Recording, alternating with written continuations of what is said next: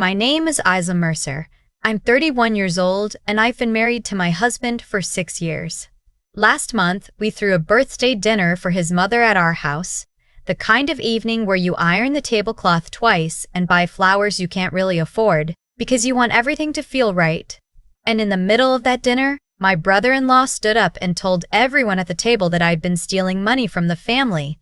He said it the way people say things they've been rehearsing for a long time. Calm.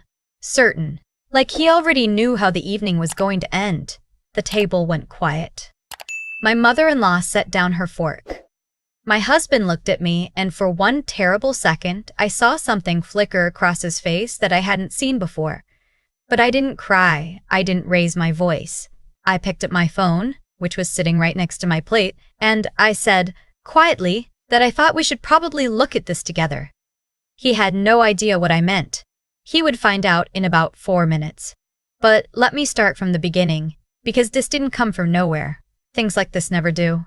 My brother-in-law's name is Fletcher.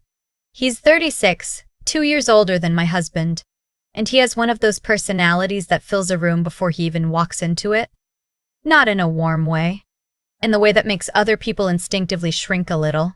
He's always been the family's golden child, the one who went to business school, who started the company with my husband's father before he passed, who gives the longest toast at every holiday dinner, and somehow makes it about himself without anyone quite noticing. When my husband and I got together, Fletcher was polite. Technically. He shook my hand, asked what I did for work, nodded when I answered. But there was always something underneath his politeness, something that felt like assessment, like he was deciding whether I was worth his time and the jury was still out. Over the years, little things accumulated. He'd make comments about how lucky I was to have married into a stable family. He'd reference conversations I hadn't been part of, decisions that had been made without me, and then look mildly surprised when I didn't know the details. At family dinners, he'd talk to my husband about the business like I wasn't there, and if I asked a question, he'd answer it slowly, in a way that felt like he was explaining something to a child. I never said anything. My husband noticed sometimes, and I'd tell him it was fine, that I was probably reading into it. Maybe I was. But I don't think I was. The family business is a mid-sized logistics company. My husband handles operations. Fletcher handles finances. I'm not involved in the company. I work in hospital administration. Completely separate. But my name is on a joint account that my husband and I share, and that account has occasionally been used for business expenses when things moved quickly and paperwork followed later. It was an informal arrangement that had worked fine for years. Nobody questioned it. Until they did. The birthday dinner was my idea. My mother-in-law turned 68 this year, and I wanted her to feel celebrated. I spent 3 days planning the menu, drove 40 minutes to find the specific kind of cake she'd mentioned once in passing 6 months ago. I set the table with her late husband's china, the good set she never uses because she's afraid of breaking it. I wanted her to see it and feel something. She did. She teared up a little when she walked in. That part still sits well with me even now. There were 8 of us at the table. My mother-in-law at the head, my husband and me on one side, Fletcher and his wife on the other, 2 cousins and an aunt rounding out the rest. A normal family dinner. Someone had brought wine. The cousins were telling a story about a road trip that kept getting funnier with each new detail. My mother-in-law laughed until she pressed her hand to her chest. It was a good evening. For a while. I was in the kitchen slicing the cake when I heard Fletcher's voice change register. Not louder, exactly, just more deliberate. The kind of voice you use when you want a room to pay attention without technically asking for it. I stopped cutting. I heard him say my name. I set the knife down and walked back to the doorway. Fletcher was standing, which he didn't need to do. His hands were on the back of his chair, and he was looking at my mother-in-law with an expression I can only describe as reluctant. Like a man performing reluctance. He said he hadn't wanted to bring this up tonight, but he felt the family deserved to know something. He said he had been going through the company accounts over the past few weeks and had found irregularities. Transfers he couldn't account for. Money that had moved in ways that didn't match any invoices or records he had on file. He paused. Then he looked at me. He said the transfers had originated from the joint account linked to my name. My mother-in-law turned toward me slowly. My husband's chair scraped back slightly as he shifted. The cousins had gone completely still. The aunt was looking at her plate. Fletcher set his phone on the table and slid it toward my mother-in-law so she could see the screen. Statements. Numbers. My name on the account header. He said he was sorry to do this here. He said he'd been losing sleep over it. He said he hoped there was an explanation. He did not look like a man who hoped there was an explanation. Here's what no one at that table knew. 3 weeks earlier, I had gotten an alert from our bank. Not unusual on its own. I get them regularly for large transactions. But this one was for a transfer I hadn't made. A small one, just under $1,000, moving from our joint account to a business vendor I didn't recognize. I showed my husband, who said it was probably a legitimate business expense that had gone through the wrong account and that he'd look into it. He looked into it. The vendor existed, but the invoice attached to the payment had our account number on it rather than the business account, which was strange because my husband hadn't approved it. And when he went back through the records, he found 2 others just like it from the previous month. We didn't confront anyone. We didn't have enough to be certain. And you don't accuse family without being certain. Instead, we talked to our bank, and then we talked to a friend of mine who works in financial forensics. She's not dramatic about what she does. She sits in an office and looks at numbers all day, but she's very, very good at it. What she found took about 10 days. Some of the transfers had been initiated using login credentials tied to our joint account, but the IP address associated with those logins didn't match any device my husband or I owned. It matched an address we didn't recognize. My friend did a little more digging, cross-referenced with some account management records, and traced the pattern back to a device registered to someone else on the business account, Fletcher's tablet. We had a 17-page report sitting in my email inbox by the time his mother's birthday rolled around. I had been carrying that report around for 9 days, hoping I wouldn't need it. I walked back to the table and sat down. Fletcher watched me the way people watch someone they think is about to unravel. His wife had her hands folded in her lap. My mother-in-law looked distressed in that particular way she has, like she's hoping someone will tell her she misheard. My husband put his hand over mine. I looked at Fletcher and said I appreciated him raising this and that I agreed it needed to be addressed. I said it evenly. I had practiced it, actually. Not those exact words, but the tone. Because I knew, in the way you sometimes just know things, that this moment was going to come. I didn't know it would be tonight, but I knew it was coming. Fletcher's expression shifted slightly. He'd been expecting tears or defensiveness. He wasn't sure what to do with calm. He said that the evidence was fairly clear and that he hoped I wouldn't make this harder for everyone. I nodded. I said I didn't plan to, then I picked up my phone. I told everyone that I had something I wanted them to see, and I asked my husband if he could connect my phone to the TV in the living room. We have one of those older televisions that still takes a cable. He looked at me for a second, reading my face, and then he got up and did it. Fletcher said that the statements spoke for themselves and that whatever I was trying to do, it wasn't going to change the numbers. I said I understood. I said the numbers were actually exactly what I wanted to talk about. When the screen came up on the television, I opened my email and pulled up the report. It's not a dramatic-looking document. It's mostly text and tables and a lot of dates in small font. Not the kind of thing that looks, at first glance, like it matters very much. But then one of the cousins leaned forward and read something out loud.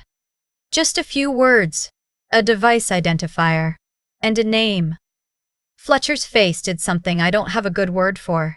It didn't fall exactly. It kind of tightened, like something behind it was pulling inward.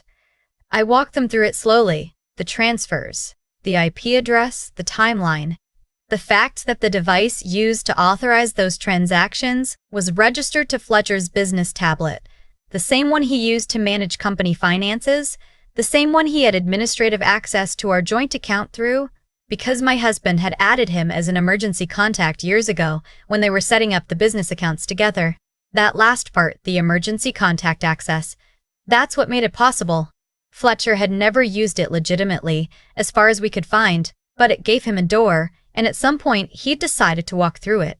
I said all of this in the same even voice I'd started with. Not because I wasn't feeling anything. I was feeling quite a lot. But I had decided a long time ago that I was not going to give Fletcher the satisfaction of watching me fall apart. My mother-in-law said his name, just once. Quietly. Fletcher said the report was wrong.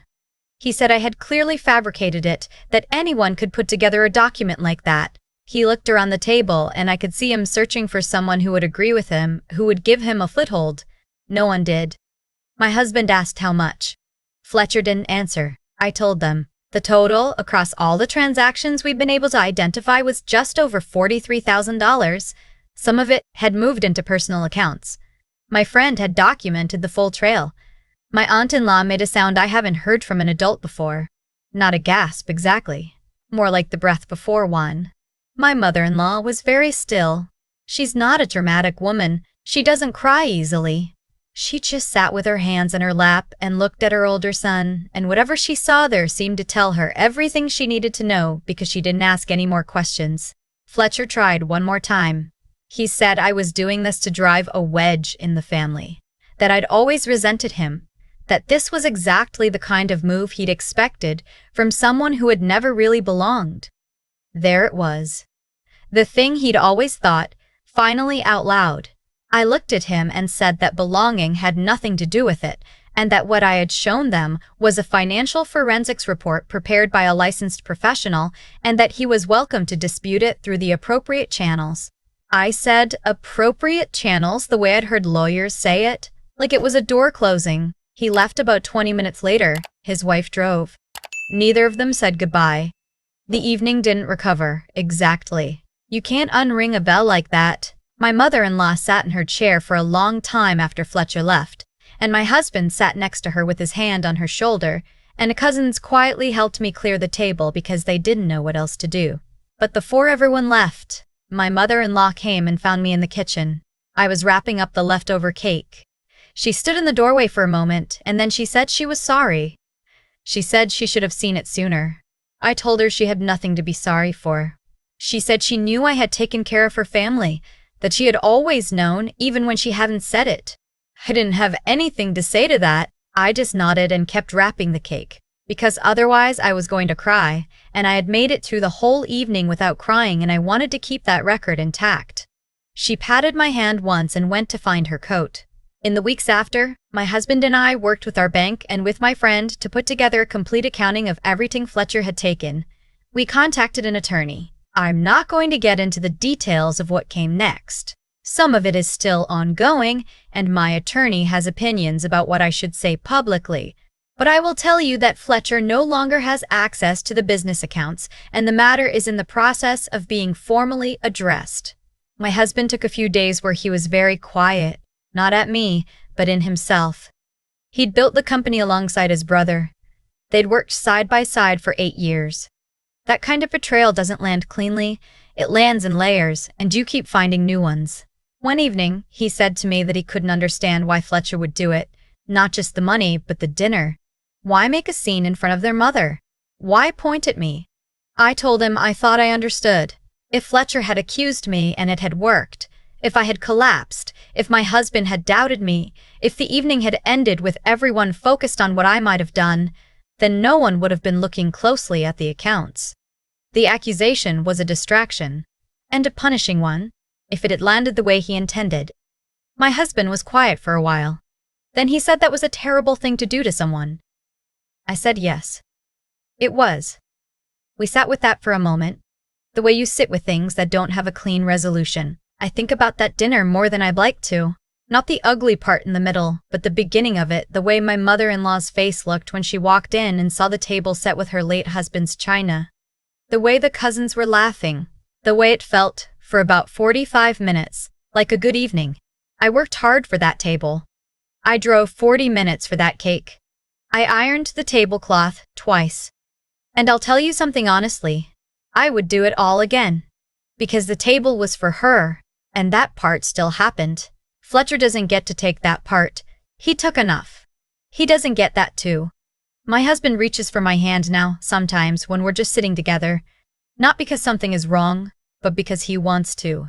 He started doing it more after that night. I don't think he knows he's doing it, and I haven't told him. Some things are better just as they are. We're still figuring out what the business looks like without his brother involved. We're still figuring out a lot of things, but we're figuring them out together, which is the only way I've ever wanted to do any of it. And the china is still in one piece. I washed every piece by hand the next morning and put it all carefully back in the cabinet. That felt important. I'm not sure I can explain why. It just did. I've thought a lot about what it actually takes to stay quiet when every instinct in your body is screaming at you to defend yourself. That night at the dinner table, when Fletcher said my name the way he did, deliberate, certain, performing, reluctance for a room full of people, everything in me wanted to stand up and match his energy, to be loud, to be angry, to make it obvious that what he was doing was wrong. But I didn't. And I think that choice, not the report, not the forensics, not the timestamps on the bank transfers, was the thing that actually changed the room. There's something I've come to understand about people who operate the way Fletcher did. The accusation was designed to make me small. If I'd cried, he wins. If I'd shouted, he wins. The whole architecture of what he built that evening depended on me falling apart, because a person falling apart doesn't look like someone who's been quietly doing the work for 3 weeks. She just looks guilty. What I've learned, slowly and not without cost, is that composure isn't coldness. It's not about suppressing what you feel. I was terrified sitting at that table. My hands were steady, but my heart wasn't. Composure is just the decision to let what you know be louder than what you fear. And I knew what was on that phone. I had known for 9 days. That knowledge was the only thing keeping me upright. Fletcher made a series of choices. He chose to take money that wasn't his. He chose to cover it by pointing at me. He chose to do it in front of his mother, at a birthday dinner I had spent 3 days planning, using a table set with china that belonged to her late husband. Each of those choices was his, and each of them had a cost he hadn't fully calculated. The thing about dishonesty at that scale is that it requires a kind of contempt for the people you're stealing from, for the truth, for your own family. Fletcher had that contempt. He'd had it for years, I think. Masked behind business school credentials and long dinner toasts, he looked at me and saw someone who could absorb the blame. He looked at his brother and saw someone he could manage. He looked at his mother and decided she could be lied to. That's the thing that undoes people like that, eventually. Not justice, exactly, though I'll take it. It's the accumulation of their own assumptions. He assumed I hadn't noticed the transfers. He assumed I wouldn't go looking. He assumed I would unravel in public rather than open my phone. He was wrong on every count. I'm not telling this story to be the hero of it. I'm telling it because I spent years minimizing what I felt in that family. The small comments, the quiet exclusions, the sense that I was always being assessed and always coming up slightly short. And for a long time, I told myself that was the gracious thing to do. Let it go. Don't make it a thing. Keep the peace. What I know now is that there's a difference between grace and erasure. Letting small things go is grace. Letting someone rewrite who you are in front of the people you love, that's a different thing, and you're allowed to correct it. I ironed that tablecloth twice. I drove 40 minutes for a cake. I set out the good china because I wanted her to feel celebrated on her birthday. That's who I am. Fletcher tried to make the room see someone else, and all it took was a 17-page report and a phone with a cable to plug into the TV. The truth, it turns out, is remarkably portable. You just have to be patient enough to carry it until the right moment.